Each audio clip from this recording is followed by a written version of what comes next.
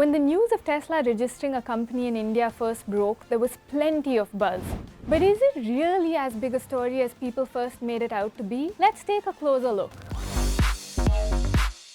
Hi, I'm Vaishali. Welcome to What's Up, where we talk about everything electric. Well, not everything. Today we're going to be talking about one of the biggest stories in the EV world in recent times, the fact that Tesla is heading to India. So we don't have to look at Elon Musk and Tesla to be the champions of electric vehicle, you know. What I found unusual was that so many other American car manufacturers had made it to India in the past without the same amount of fanfare. That made me wonder, why are things so different with Tesla? A part of me feels it's because Teslas aren't those gas-guzzling pickups that one normally associates with Detroit. Tesla is Silicon Valley, and India loves Silicon Valley. Then there's the man who heads Tesla, who, whether it's for the right reasons or not, is a household name. In fact, if you ask people to name American automobile tycoons, they're likely to come up with just two names: Henry Ford and Elon Musk. Elon Musk एक बहुत अच्छा businessman है और उसकी सोच बहुत अलग है और वो लोगों के लिए काफ़ी सोचते हैं, लोगों की हेल्प करते हैं और उनकी कंपनी भी बहुत अच्छी है. Okay, so Elon Musk is seen as the poster child for benevolent big tech. But why is there such an interest in electric vehicles in India right now? Well, the whole world seems to be going electric, and India is no different. Then there's also the fact that India has something of a pollution problem.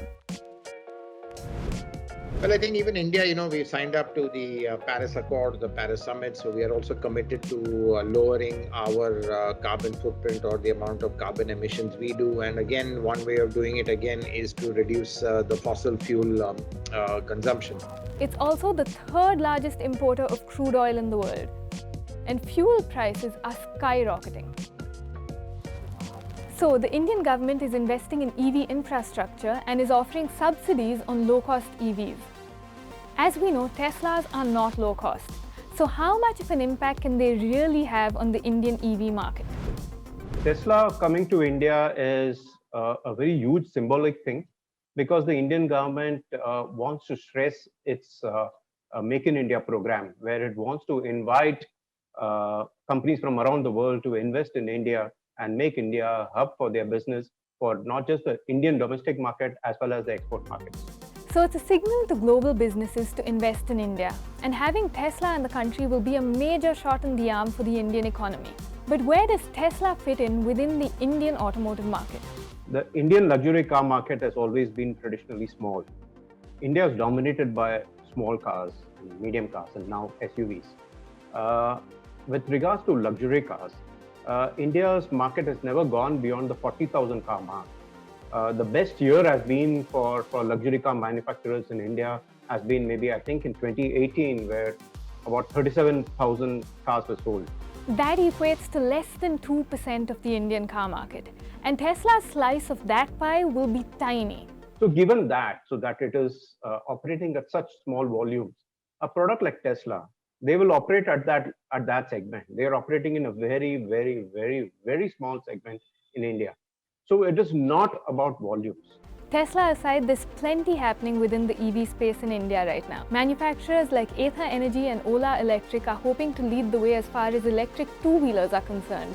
Mahindra, one of India's biggest car manufacturers, bought the Reva Electric Car Company a few years ago. Now they're pushing forward with electric vehicles for fleets and as last-mile solutions. And when it comes to purely homegrown EVs, Tata Motors leads the way.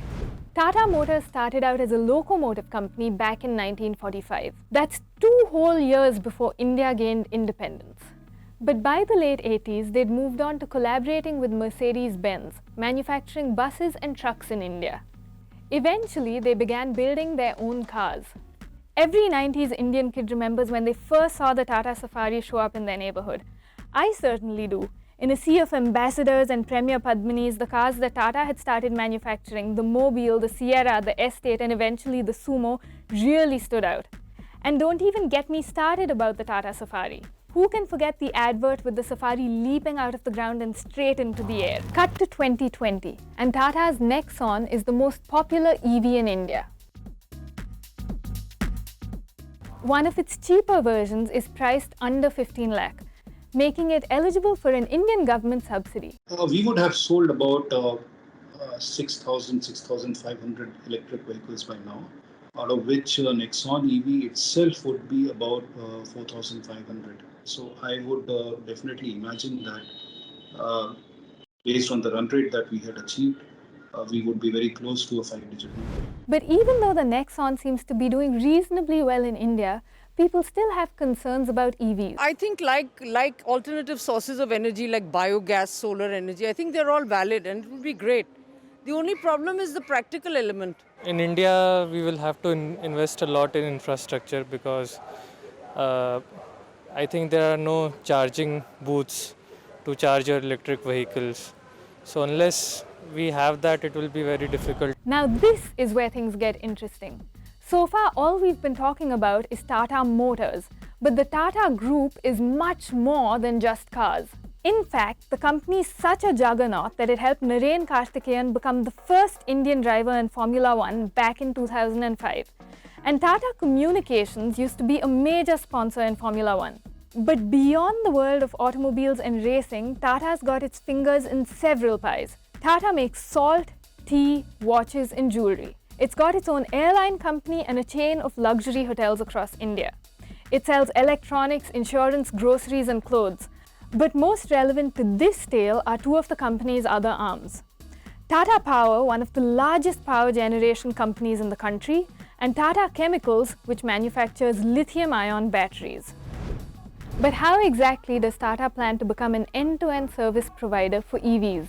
We have clearly identified the cities where we will increase the density of these chargers, and we have selected the highways, around the high demand cities, and the connecting towns and cities around that. We are trying to connect all the highways through, availability of fast chargers, so that the customers feel absolutely free even with a 230-240 kilometer range. As far as Tata Chemicals is concerned, it is exploring not only around the cell manufacturing, but also, the recycling. I'm not saying that India doesn't need Tesla, but it's the homegrown companies that are doing all the hard work. So while people might still be skeptical about adopting EV technology, policymakers are pushing for an electric future. But you've got other players like Ola who have got bigger ambitions. They are setting up a huge network of 1 lakh chargers. In the end, I would say the ones to watch out for are Maruti and Toyota, because they've got big EV plans. And by 2024, they could be launching their EV with huge numbers, 40-50,000 cars a year. Mahindra have got their own plans. Tata Motors have got the next phase of electrification. I think, Honda is still looking at a more of a hybrid solution, as are, let's say, the Kia and Hyundai will also be looking at EVs. Earlier, it was a gamble to get into EVs, but now it's a gamble not to get into EVs. So we don't have to look at Elon Musk and Tesla to be the champions of electric vehicle, These days, students and the youth who study in engineering colleges, they're building very, very sustainable electric vehicles, like small ones. So you don't need to spend how much ever the cheapest Tesla costs. So I don't know, I'm pretty open to local homegrown to get supported, get the money and the funding. There you have it. Of course, Tesla coming to India is a big deal. But it's not everything. It's Indian brands that will really drive the country's electric future forward. As they say, the revolution begins at home. What do you think of Tesla coming to India? Is it really such a big deal? Or are brands like Tata and Mahindra going to be the real driving force behind India's electric future? Let us know in the comments below.